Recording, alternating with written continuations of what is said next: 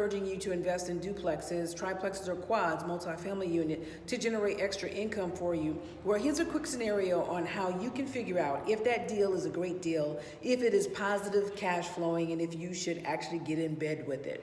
First thing we want to talk about is gross income. Gross income is your revenue before expenses. So that's your rent that you take in before any of these expenses occur. Your net income is your revenue after expenses. So that's what you're actually, I like to say, is taken to the house. That's the money after you paid all your bills, your expenses, that's what you're taking to the house. So in this scenario, we're going to assume that you are purchasing an $80,000 duplex, right? Duplex, 2 doors, 2 units, meaning you can put 2 families in there. You can live in one and rent the other, or you can rent both of them, all right? We're assuming that your mortgage is $300 a month, and we are assuming that you are getting $800 per unit in rent, which equates to $1,600 in gross income. Gross income, again, is your revenue, your money, your rent, before any expenses are taken into account. So $80,000 duplex you're buying, $300 is your mortgage, the rent that you're collecting is $800 per unit, which equates to $1,600 a month that you're collecting on this one building, okay? Now let's figure out our debt. We already know the mortgage is $300. All right, another thing that people tend to overlook is taxes and insurance. You are going to have to pay taxes and insurance on your property. There's no way around it. The only way that I can think of that you can get around taxes is if you are a 100% disabled vet and you are actually living in that property, then you don't have to pay taxes. However, that's not the vast majority of people watching this video.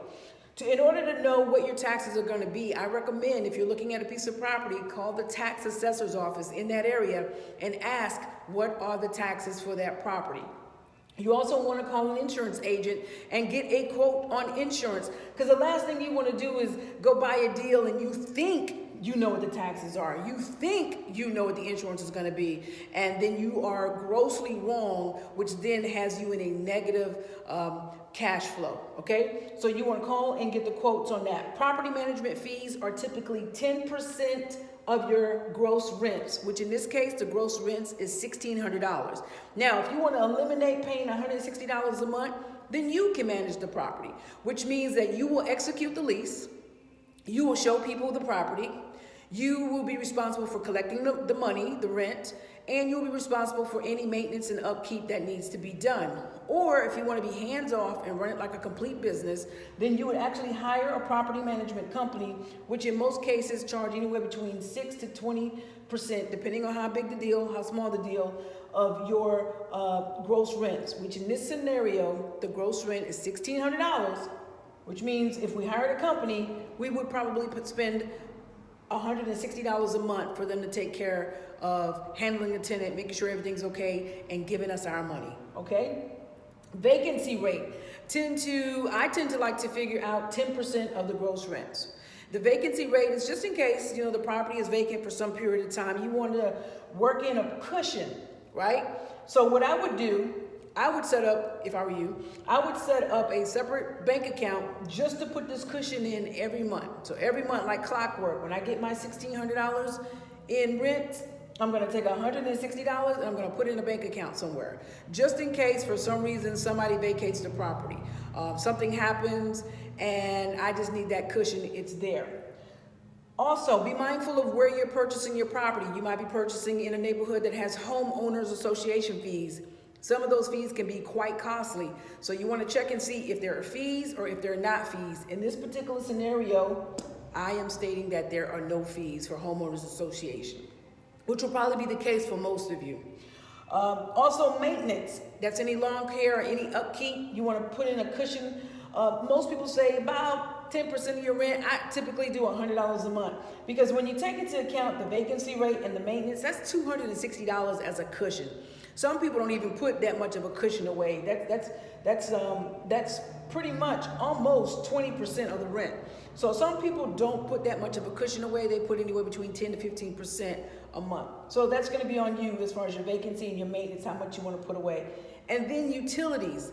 Another thing that's important is when you're buying a duplex, triplex, or a quad, sometimes the meters are not separate. And what I mean by that is the owner has to pay the electric bill for all the units and the water bill for all of the units. Now, knowing that, you may want to increase your rent so that you offset the cost that you may incur. Now, there are some units where the electric meter is separate and the renter actually pays for that. However, the owner may still pay for the water. Water and sewer may be included in this rent. Or you may be buying a piece of property where you don't even have to pay the utilities that are inside the units. Instead, you might be buying a piece of property where the only thing you're responsible for is maintaining the lights on the outside. And on some properties, you don't even have to do that. So you may have a utilities cost, you may not have utilities cost. These are questions that you need to ask when you are going to look at that property, when you're doing your due diligence, and when you're factoring how to analyze if this is going to be a deal that is positive cash flow or not. All right, so we know what our gross income is, right? Our gross income is $1,600. Right, when we add all this up, it comes to approximately $1,100. So our expenses, right, are $1,100. Our net income is revenue, which is $1,600 after expenses. I'm sorry, which is the gross income, $1,600 after expenses. So our net income is $500 a month. $500 a month is our net income on one duplex. Imagine if you had a triplex. Imagine if you had a quad. Triplex with 3 people, 3 doors, 3 units. Quad, four families, 4 rents, 4 doors, 4 units. Imagine it starts to add up over time, right? So if you are renting this property out and based on this scenario, on these numbers, $500 a month is what you would take to the house. That's what I like to say, take it to the house. Well, imagine doing that every month and then making $6,000 a year. Let's just imagine you don't have any vacancies. Let's just imagine you don't have, well, we're going to have maintenance because you're probably going to have to do the yard work and whatnot. But let's just say you don't have any vacancies. I mean, that's another $160 times 12 that's just sitting in the bank account, right? Just sitting there just in case something happens. But we know for a fact that based upon this scenario, on this duplex, upon someone occupying both units for the entire year, you would make $6,000, $500 a month. Some people go and get a part-time job to do that. They have to put up with other people's BS when you can actually get property. Here's the great thing about when you get that property, you have a physical piece of building that you own. Here's another great thing about that property. You have tenants paying down your mortgage, which means they're causing you to have more equity in that property without you paying a cent. They're taking care of it. Well, let's just say you wanted to live in one of the duplexes. You could. If you lived in one of the duplexes, then you would get $800 a month in rent. And based off this scenario, right, I would definitely not pay property management fee if I'm living in one of those. I would just collect the rent myself. And so basically my expenses would go down by $160. And so now my tenant is essentially paying my mortgage of the place where I'm laying my head. I'm sorry, I'm looking from here to here, guys, with the camera.